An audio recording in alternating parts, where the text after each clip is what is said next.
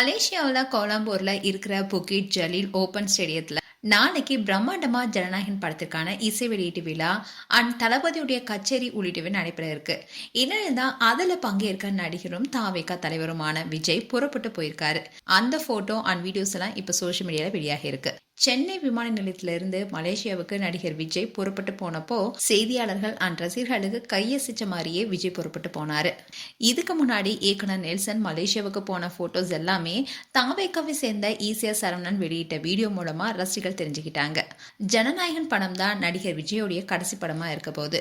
தமிழக வெற்றி கழகத்தை ஆரம்பித்த நிலையில தான் நடிகர் விஜய் அரசியல அதிகமா இந்த ஆண்டு முழுக்கவே தன்னுடைய போக்கஸை வச்சிருந்தாரு. மாநாடுகள் மக்கள் சந்திப்புன்னு விஜய் தொடர்ந்து மக்களை சந்திச்சுட்டு வர நிலையில தன்னுடைய ஃபேன்ஸ்க்கான ஒன் லாஸ்ட் டைம் சந்திப்பதா இந்த ஜனநாயகன் ஆடியோ லான்ச் இருக்கும்னு எதிர்பார்க்கப்படுது. என்னில தான் கருப்பு சட்டை அண்ட் கிரேட் ஜீன்ஸும் போட்டுக்கிட்டு நரைத்த தாடியுடன் ஷேவ் பண்ணாம தாவேகா தலைவரா வலம் வந்திருந்த லுக்லயே விஜய் சென்னை விமான நிலையத்தில இருந்து மலேசியா புறப்பட்டு போனாரு. இதை பார்க்கறதுக்காகவே ஏகப்பட்ட ஃபேன்ஸ் மட்டும் இல்லாம அண்ட் விஜயோடைய தீவிர ரசிகர்களான பிரபலங்களும் போயிருக்காங்க. அதோட தளபதி மலேசியாவுக்கு போன உடனே அவருக்கு அமோக வரவேற்பு கொடுத்திருக்காங்க. அது மட்டும் இல்லாம அவருடைய சிக்னேச்சர் ஸ்டெப்லயே இறங்கியிருக்காரு.